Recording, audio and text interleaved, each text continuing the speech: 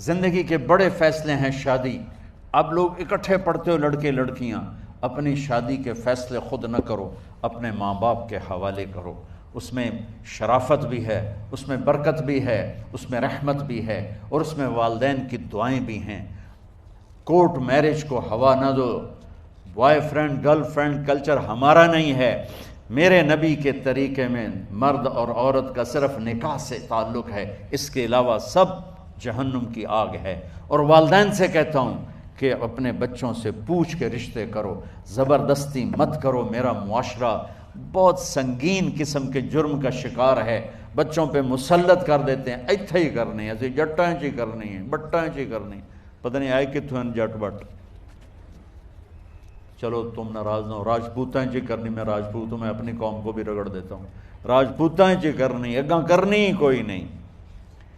یہ ظلم و ستم اولاد پہ مت کرو. اپنی بچی سے پوچھو، اگر بیٹی ہاں کرے تو پھر قدم اٹھاؤ. اگر بیٹی کہہ دے میں نہیں کرنا چاہتی تو وہ نافرمان نہیں ہے. اللہ کے واسطے میری سنو، صرف تم نہیں سن رہے، اس کیمرے سے لاکھوں کروڑوں لوگ سن رہے ہیں. اگر بیٹا یوں کہہ دے کہ ابا میں نے یہاں شادی نہیں کرنی، میرا جی نہیں چاہتا ہے، تو وہ بیٹا نافرمان نہیں ہے، فرما بردار ہے. اس نے شریعت کا حق استعمال کیا ہے. اب ایسا ظلم مت کرو کہ نہیں اتھے ہی کرنی ہے، اتھے گھروں نکل جا. زندگی تم نے تو نہیں گزارنی، زندگی تو بچے نے گزارنی. میں قربان جاؤں. ایک حدیث سنو پہلے، پھر اگلی بات سناتا. ما تزوجت وما زوجت الا بوحی من السماء نزل به جبریل. لوگو سنو، میں نے جہاں شادی کی، میں نے جہاں بیٹی کی شادی کی، پہلے آسمان سے جبریل فرشتہ اللہ کا حکم لے کر آیا، پھر میں نے قدم اٹھایا. سمجھ گئے میری یہ بات؟ سمجھ گئے سارے؟ اب اگلی سنو. حضرت علی فاطمہ کا رشتہ لینے آ گئے، اور جبریل ان سے پہلے آ گئے کہ یا رسول اللہ فاطمہ علی کے لیے ہے. باپ محمد مصطفیٰ جیسا ہے، رشتہ مانگنے والا علی جیسا ہے، اور بیٹی فاطمہ جیسی ہے. اور آپ پوچھتے ہیں علی کیسے آئے؟ وہ شرم کی وجہ سے کچھ کہہ نہ سکے، چپ. آپ کو تو پتا تھا، آپ نے فرمایا فاطمہ کے رشتے کے لیے آئے ہو؟ کہا جی. تو جبریل تنال بیٹھا ہوا ہے کہ یا رسول اللہ اتھے ہی کرنا ہے. آپ نے ہاں نہیں کی، آپ نے کہا انشاءاللہ، اور یہ کہہ کر اٹھ گئے. انشاءاللہ نبی کا ہاں ہی ہوتا ہے، لیکن جبریل کے آنے کے باوجود اور اللہ کے کہنے کے باوجود میرے نبی کو بھی پتہ ہے کہ یہ رشتہ یہاں کاتب تقدیر نے لکھ دیا ہے، لیکن امت کو سبق سکھانے کے لیے آپ گھر تشریف لے گئے. بیٹی فاطمہ کہ جی یا رسول اللہ. کہا علی کا رشتہ آیا ہے، میں ہاں کر دوں؟ سبحان اللہ. میں اپنے دیہاتی بچیوں پہ مجھے رونا آ گیا کہ جنہیں پتہ ہی نہیں ہوتا سانو کہیں دے نال بندے پہ جانور ہے یا انسان ہے.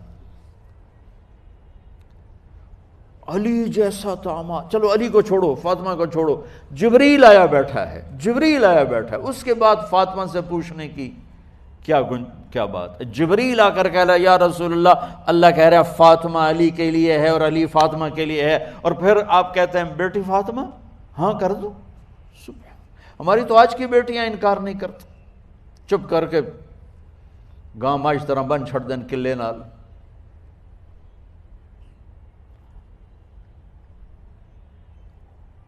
کوئی ان کے اندر کے جذبات کو سننے والا کوئی نہیں ہوتا.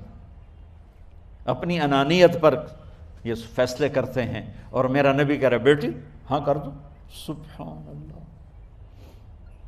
آپ کا کیا خیال ہے فاطمہ نے انکار کرنا تھا؟ یہ بیٹیاں نہیں انکار کرتی تو فاطمہ نے کہاں کرنا تھا؟ لیکن یہ سبق دینا تھا ان والدین کو جو نادانی میں نادانی کے فیصلے کر کے اولاد کو ہمیشہ ایک ٹھنڈی آگ میں دھکا دے دیتے ہیں. حضرت فاطمہ رضی اللہ تعالیٰ عنہا نے جب ہاں کی پھر آپ باہر نکلے. اچھا مزے کا واقعہ ہو، حضرت علی اٹھ کے باہر نکلے تو صحابہ باہر کھڑے انتظار کر رہے تھے کہ کیا ہوا. حضرت علی کو بھیجنے والے تھے عبد الرحمن بن عوف. پہلے ابو بکر گئے تو آپ نے انکار کر دیا، عمر گئے، رشتہ مانگا، آپ نے انکار کر دیا۔ عبد الرحمن بن عوف نے علی سے کہا آپ جائیں، آپ کا رشتہ رد نہیں ہوگا۔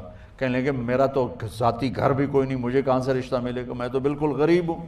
کہا نہیں تم جاؤ۔ تو واپس آتے انہوں نے عبد الرحمن بن عوف پہ چڑھائی کر دی، وہ کیا ہے نا تو میں نے گلے آئی، انکار ہو گیا۔ تو صحابہ نے پوچھا کیا ہوا؟ کہا کچھ کہا ہی نہیں، چپ کر کے اٹھ گئے۔